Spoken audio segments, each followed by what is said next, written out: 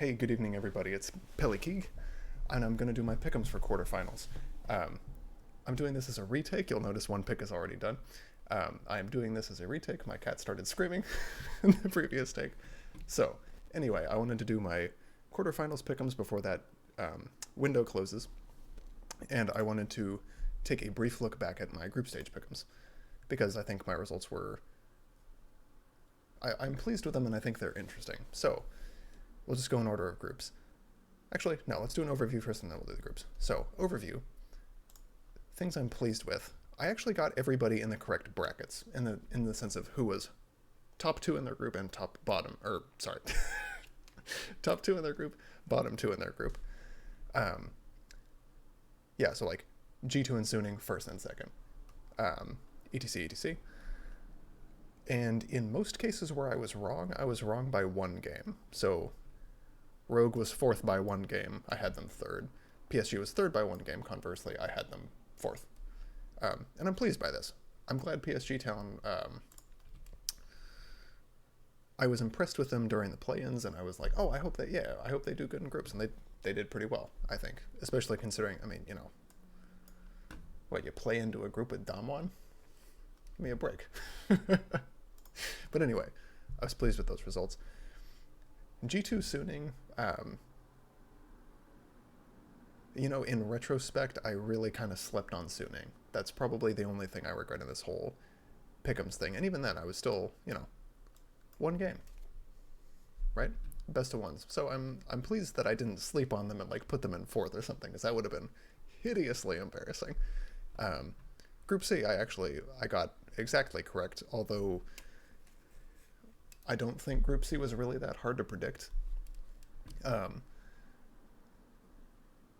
Again, as far as, certainly the brackets were not hard. I think Genji and Fnatic came in looking both individually stronger and way more cohesive than these bottom two teams. That being said, I really didn't expect this. I don't think anybody really. At the start of the tournament, if you told me TSM's going to go 0-6 in groups, I would have been like, no. Right, I really thought they were going to at least take a team off of somebody. Say take a team? Take a game off somebody. And I was sad to see them hit the rough patches that they did. Yeah, anyway, we'll gloss over that for right now. I'm going to go through some of the drafts and stuff in later videos. LGD, this record actually kind of makes exact sense given the way that they play. It's like, okay, we're going to be better laners and then cover for our lack of cohesion, and I feel like that would probably work about 50% of the time. So their 50-50 record makes a lot of sense. And then Group D, again, top two, I don't really think there was serious debate about this, or I don't think anybody was really expecting the top two teams to not be these two. And then the one thing that did surprise me, I put a little more stock in unicorns. Having watched them in the play-ins, I think I was misled by the best of one format a little bit, and let's be diplomatic and say the volatile nature of play-ins. A big reason I place unicorns in third. So Gadget plays Swain and Ziggs bot, and I also play Swain and Ziggs bot, and I was like, yeah, Swain good. Yeah, Swain good, Gadget smurfing. Turns out that doesn't get you out of a group with DRX and top esports. I guess PoE was the better Swain player, right? So FlyQuest wound up in third, and that's all that happened.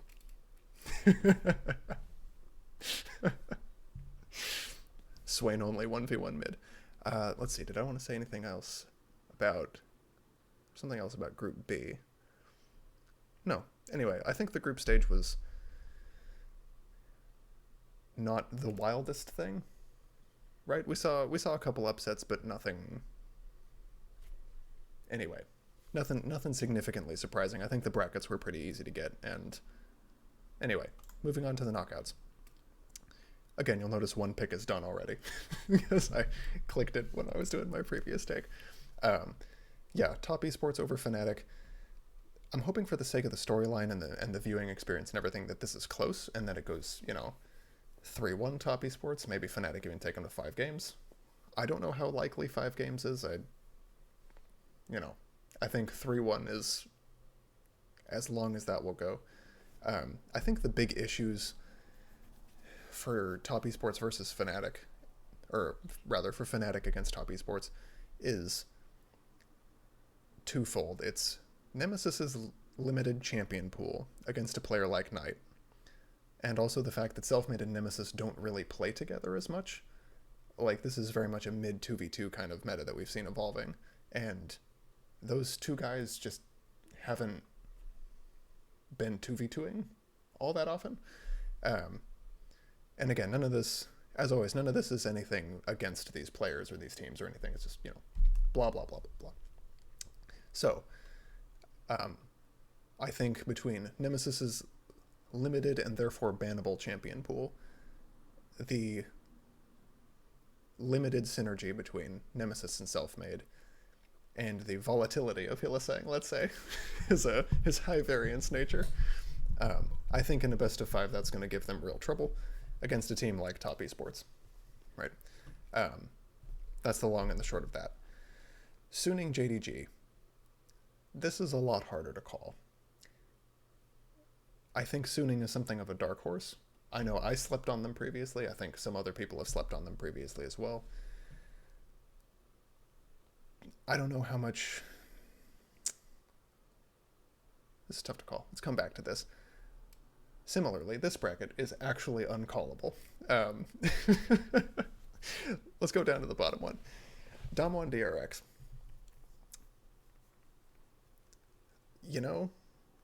I think it's going to be close. Again, I think this will probably... Do I want to bet that? I'm going to bet that it goes 5 games, right? Because Damwon and DRX have played previously, and it's actually looked pretty competitive. It is not the one-sided precision surgery stomp that you see with Damwon versus other teams. That being said, I feel like Damwon is the better team. I think they're just more precise. That's really the big thing that we keep saying with Damwon. It's just like they're the chess club of League of Legends. It's like, haha, I've punished a mistake you made, Damwon, and I took your turret. And they said, we took 3 of your turrets and a dragon. And you said, but fine. Anyway, I think Damwon over DRX, right? Showmaker's a monster. He and Canyon play really well together. Nuguri's crazy strong. Anyway, I could go through the whole roster. If Damwon have a weakness, I think it's Ghost and Barrel probably in the bot lane. But even that is like, oh, well, they're the weak link on a serious contender for the World Championship. It's like, I mean, weakness in giant air quotes. So, returning to Gen G, G2. I think this is actually unpredictable, right? I think if anybody predicts it right, it's going to be largely by chance. And let me explain what I mean by that. It's G2's looked kind of rough recently, and specifically, I know Perks and Yankos have had kind of a rough time in this. I think this meta is not really their preferred style. I think Perks likes to play hard carries rather than these more supportive champions like the Ashe and the Senna and what have you. I think Yankos also likes to be a facilitator. He likes to enable caps in his lanes rather than playing these like power farming carry junglers, your Graves and your Lilia. So anyway, I think they've hit some rough patches. But it's also G2. And they do this every time where they like play with us, where they're like, okay, we're going to look really bad, and then we're going to get in a best of 5 and just smurf, right? But they'll play with our hearts a little more. They'll throw game 1, but then they'll come back and smurf. Conversely, Gen G has been looking, I hesitate to say unstoppable. It's hyperbolic, but they've been looking really, really strong for sure. I think Ruler and Life, when they're not trolling and picking Flashless Rakan, I think Ruler and Life may actually be the strongest bot lane at this tournament, right? And then you put that up against Perks, who's having a rough time adjusting, and accounting for just how good Ruler and Life actually are. That's a big weak point for G2. I think BDD versus Caps is really competitive. I'm looking forward to watching that because, I mean, it's BDD versus Caps, right? They're both insane. I think there's two ways G2 loses this, probably. I think it's going to be either, if they do lose, it's going to be a bot lane kingdom from Ruler and Life, or it's going to be Yankos getting out-jungled by Klid, basically. I don't anticipate Caps just getting kicked over by BDD, and I think Wunder is... I say Wonder weird. Sorry. Wonderwear. And I think Wonder is probably top 3 top laners at this tournament. I mean, he's really, really good. So, I have a lot of conflict on this one. I don't know. I want to believe in G2, but my brain tells me to bet on Ruler and Life. The moment of truth. I have to click a button.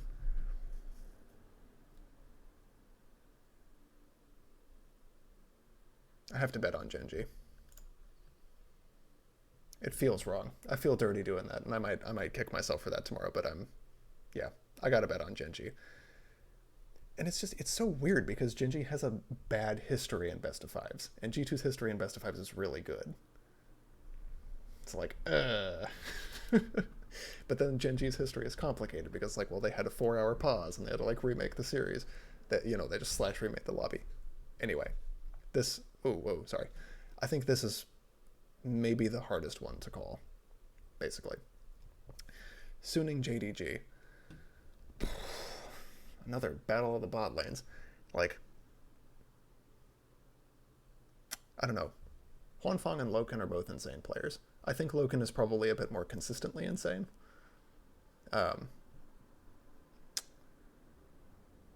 Similarly,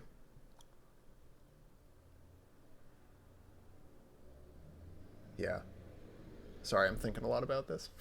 I mean, Angel is super good. It's always weird to talk about Worlds, because, like, every player is super good. So then you start talking about who's super good in the context of Worlds. It's like, well...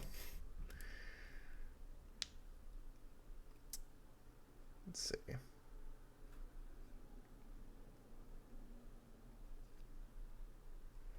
Suning versus... I think I gotta do this one for Suning. I slept on him, you know? I was like, Angel, Huanfeng, yeah, you know, sure. I don't know. I believe. I think they're one of these teams that is a high variance, high ceiling team, let's say.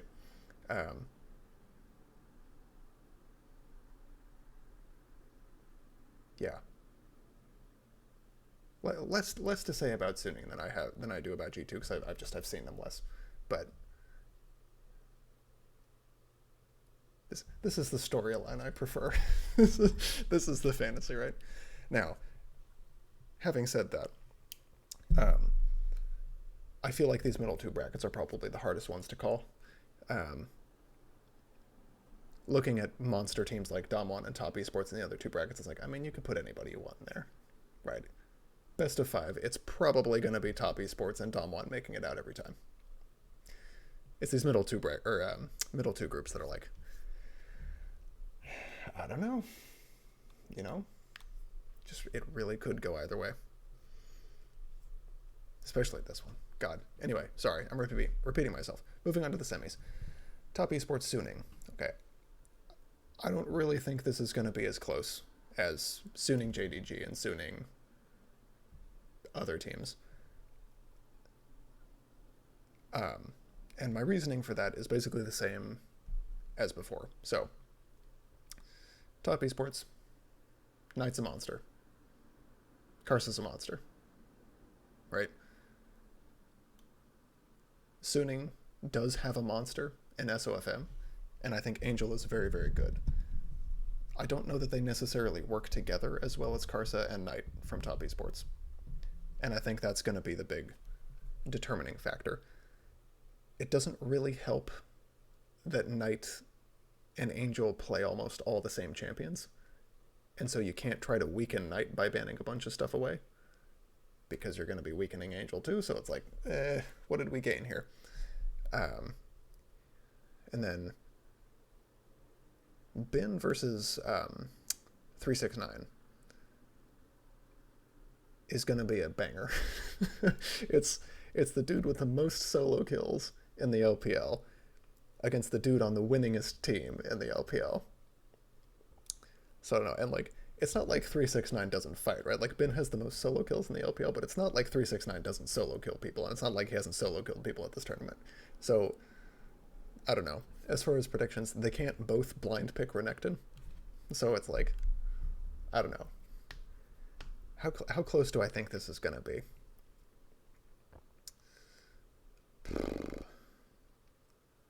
Again, I like long series is. I want it to be competitive, and so I'm going to say Top Esports win 3-2. That's probably being somewhat generous to Suning. In my heart of hearts, I think it's going to be a 3-1. But, you know. Anyway. Genji Damwon. Oh, sorry. Returning to this briefly.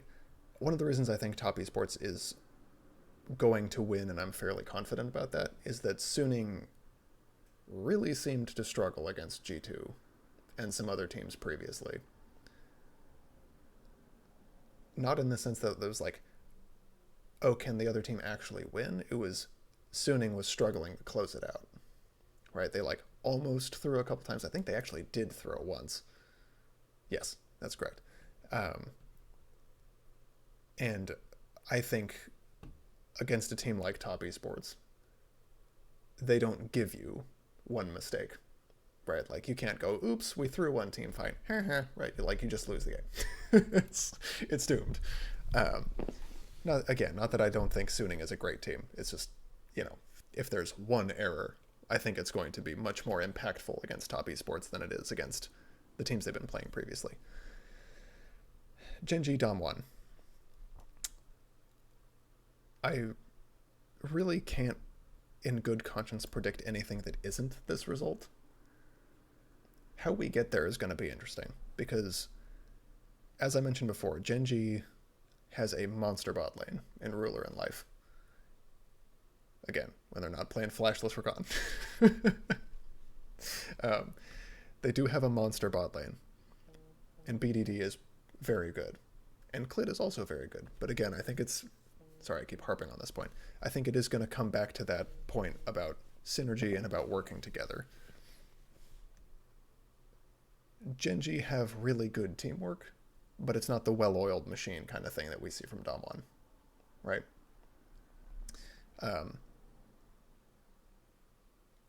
I think that is the reason that they've made it this deep in the tournament, basically, is because, you know, they're mid 2v2, and they're mid jungle 2v2, mid jungle support 3v3 is better than most other teams. I don't know that it's better than Damwon's, right?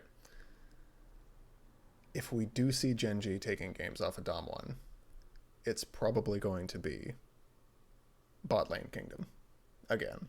I keep coming back to this whole, you know, this whole Ruler Life bot lane kingdom thing. It's either just going to be them 2v2 lane kingdom, or it's going to be BDD enabling them, right? BDD and or Clid, right?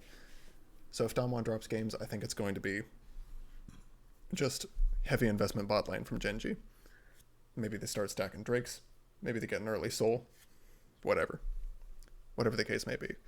That being said, Damwon are just too good in ways that I can't, like, succinctly summarize. Like,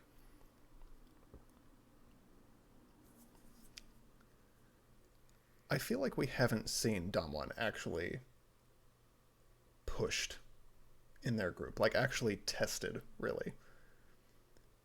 In the sense that I don't think anybody has actually forced them to be like maximum Damwon, you know?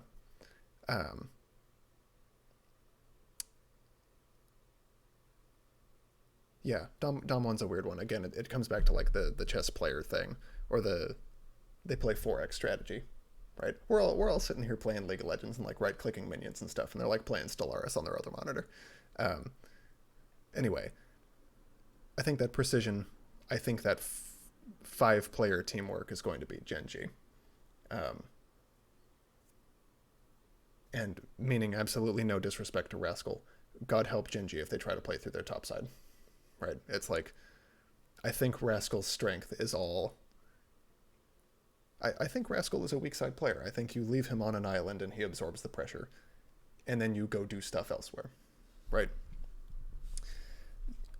You get Showmaker rolling, and then you let Showmaker get bot lane rolling, and then you get the Drakes and so on and so forth. I don't think you try to get Rascal ahead.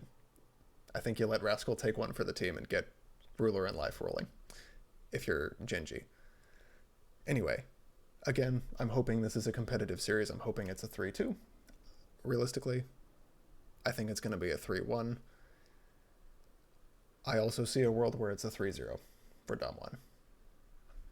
I hate to say that because I love my boy Ruler, but, you know. Now we come to the grand finals, right? I had an analogy for this. It's gone. Anyway, now we come to the grand finals. I think this is what everybody's expecting, Top Esports versus Damwon. And this is where it gets really, really tricky. Because Damwon, again, is really, really precise. They play the macro game exceptionally well. Truly exceptionally well. I mean, even by the standard of Worlds teams, their macro is just almost unmatched. That being said, and their players, you know, the fact that they're individually all insane really helps, but I think their team cohesion and their macro play are really their big strengths. That said, I think Top Esports might actually have individually better players, right? Just in terms of, like, raw ability. Yamato Cannon actually said that Top Esports has the highest ceiling of any team, and I think that's a really good way to look at it. Apologies for the motorcycle. Again, I don't think either of these teams have been really, really tested in their group. I think Top Esports definitely was not tested in their group fully, right? Let's look at their group. Right? Let's go back and look at their group. Okay. Unicorns. FlyQuest. Meaning no disrespect to these teams, I don't think these were hard games for Top Esports. Right? The game they dropped to FlyQuest, I think they kind of ran it down in draft a little bit. They were like, let's try a strategy. And, you know, it didn't matter for their seeding and everything. So, you know, regardless. I don't think Unicorns and FlyQuest could really compete with a team of this caliber. Again, no disrespect to either of those teams. DRX. Well, okay. DRX is a tough team, man. I mean, this team, previously, if I'm recalling correctly, this team actually beat Damwon previously in a best of 5. I think. Or maybe it was just a super competitive one that Damwon won. I actually can't remember. But this is a tough team, right?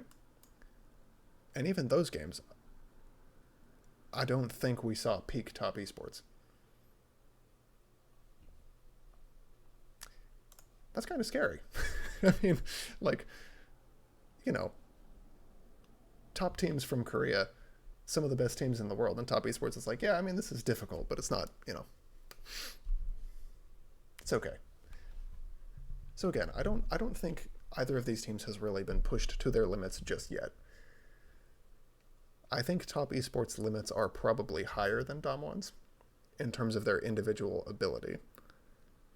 Again, I think Damwon's big strength is not actually individual. I think it's cohesion and everybody being on the same page. This game is basically, it's like the Damwon hive mind versus the scrappy prodigies on Top Esports is the narrative, right? So, actual predictions wise, I do think, as I mentioned earlier, I think if Damwon has a weakness, I think it's their bot lane. I think it's Ghost and Beryl. And I don't mean that Ghost and Beryl are weak. It's just we've seen Beryl do some weird stuff and like overforce plays, be in a bad spot, you know, more often than the other members of Damwon. And then Ghost is kind of left on his own while he tries to get Showmaker rolling. Or while Beryl tries to get Showmaker rolling, to be precise.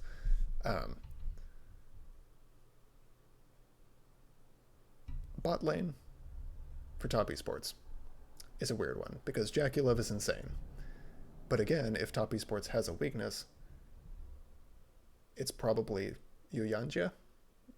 And I'm sure I'm butchering his name, I apologize. But again, just in terms of like being in a weird spot, trying to force something you shouldn't, picking the wrong fight. We see that most often from the supports from both these teams. I think Jackie Love is just more insane than Ghost is, right? As far as the bot lane matchup goes. Junglers, Karsa versus Canyon. Give me a break.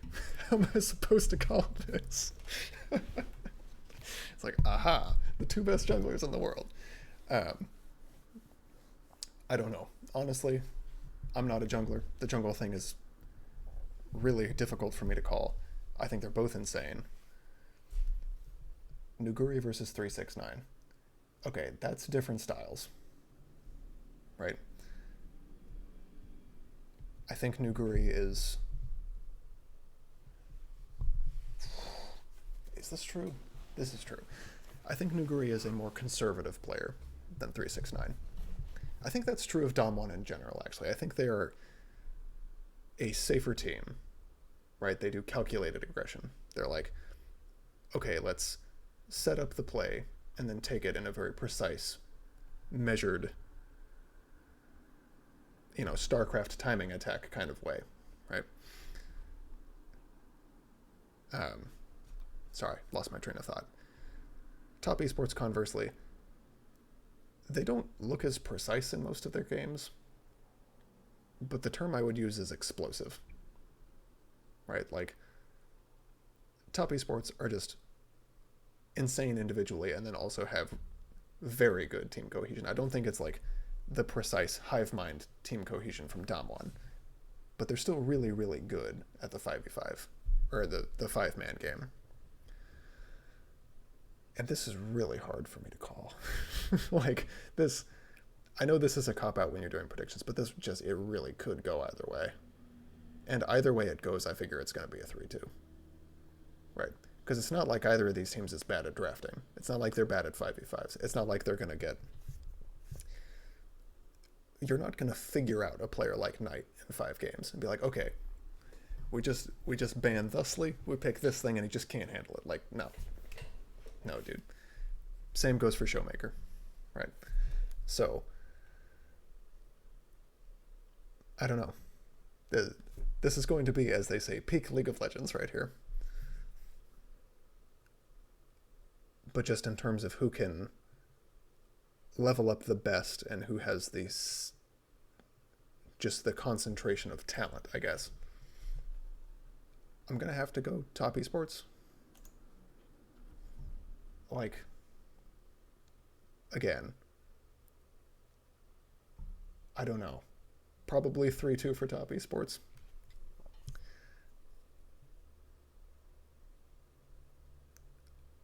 God, that's hard. It's really hard. Sorry, I keep just repeating that it's really difficult, but it's just like, having watched their games, it's like, it's just two, oops, ooh, sorry, knocked the microphone. It's just two very different styles. It's like, okay, Dom1's 4x strategy game that a lot of teams are just getting basically jerked around by, right? Like, the enemy team is also players on Dom1's team. Like, Dom1's just secretly mind controlling them to do what they want. Putting a wave here, putting a herald here, making everybody on the enemy team scurry, and like, so on and so forth. And then top esports is just wiling out, right? Jackie Love's just killing people 1v2. 369's killing people 1v1. Karsa and Knight are killing people 2v2, 2v3, whatever. Again, clash of styles. Heart says top esports going to take it. Just because of that higher ceiling that I don't think they've been pushed to. Okay, anyway, that's my pick'ems for quarterfinals.